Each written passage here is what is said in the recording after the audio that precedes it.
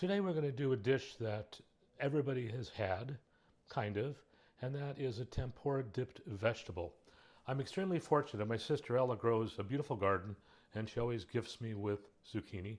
And as you can see, this one still has a blossom on it, which just speaks to how fresh it is. In order to do the dish, what we need is obviously tempura batter. And what's interesting is a lot of times when you look at tempura batter, you always think of a Japanese restaurant. But tempura batter actually originated in Portugal. The deep fry technique was introduced in the 16th century by monks, Portuguese monks, or missionaries I should say, to Japan. And that's how Japan got that.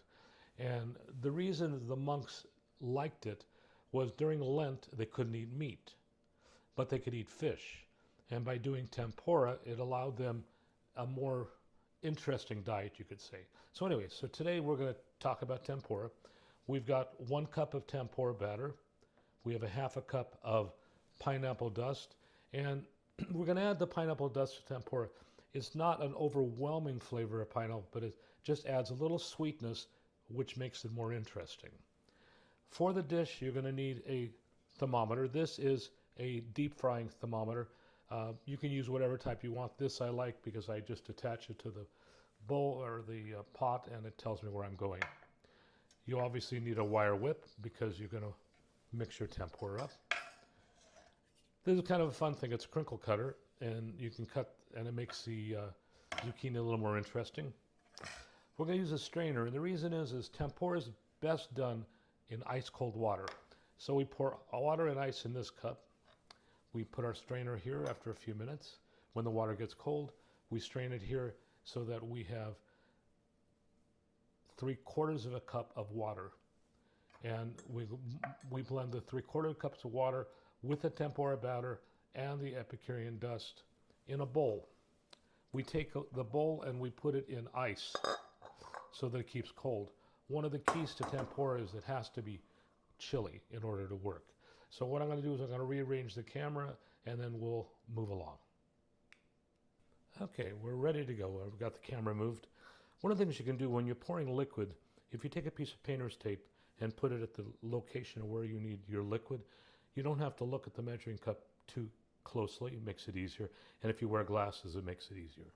So anyway, so we have our fun cutter. What you want to do is you want to cut zucchini slices that are all about the same size. And the reason is when you put them in the hot oil, it works better. Now, what we're going to do is I'm going to cut the zucchini when the camera's off, but right now what I'll do is I'll show you what we're going to do here. So we have our bowl with ice and water, and we have a bowl inside here. So what we're going to do is we put the tempura batter in there, and that's 1 cup of tempura batter.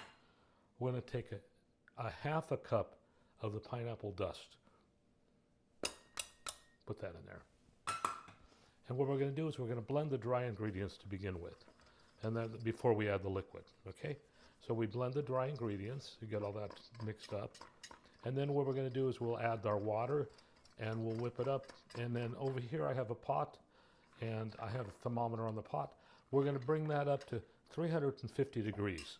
At 350 degrees, we're going to drop our zucchini rounds and we're going to let them cook for about 2 minutes, kind of turning them with our tongs, and then the nice golden brown, we'll pull them out.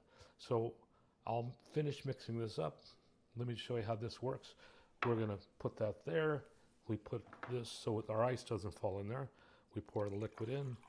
Once we get to the painter's tape, there we are. If that'll stay there, there we are. And so we have 3/4 of a cup, just a touch over. 3/4 of a cup of water. We add that to our mix. And like I said earlier, it has to be ice cold water in order to work correctly. And we're going to mix it up, and I'll turn it back on when I've got zucchini cut and we're ready to start deep frying. Okay, we're back. Our oil's at 350. Our tempura is ready to go.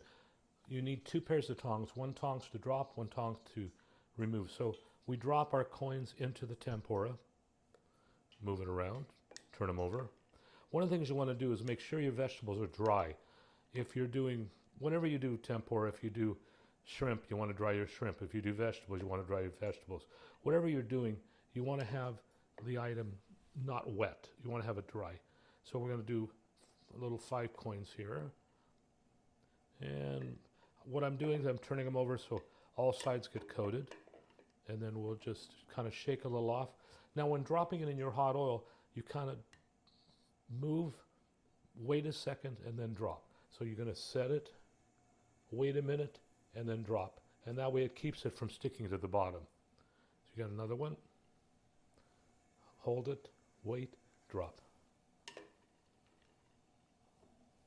Hold it, wait, drop.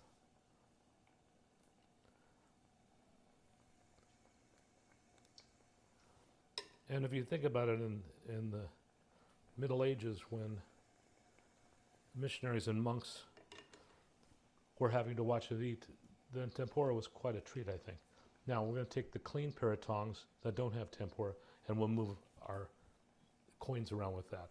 So we turn it over, and we're going to flip them and kind of move them around in the oil a little bit, because the bottoms get done quicker than the top if you don't flip them.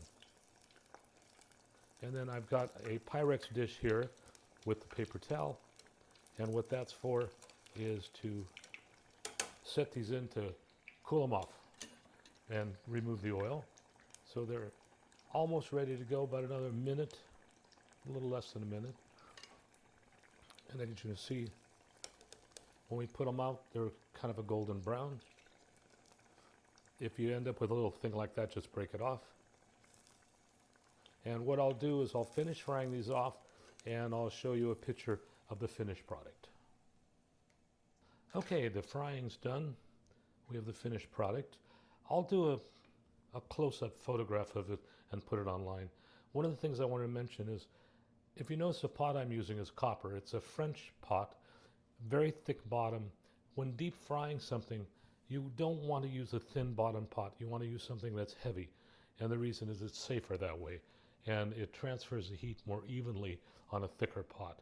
If it's a thin pot, like the Revireware that I had in one of the videos, which is a very nice pot, the Revireware is too thin to do something deep fried. It'll actually damage the pot more than anything. So anyway, I hope you enjoyed that, and we'll see you again.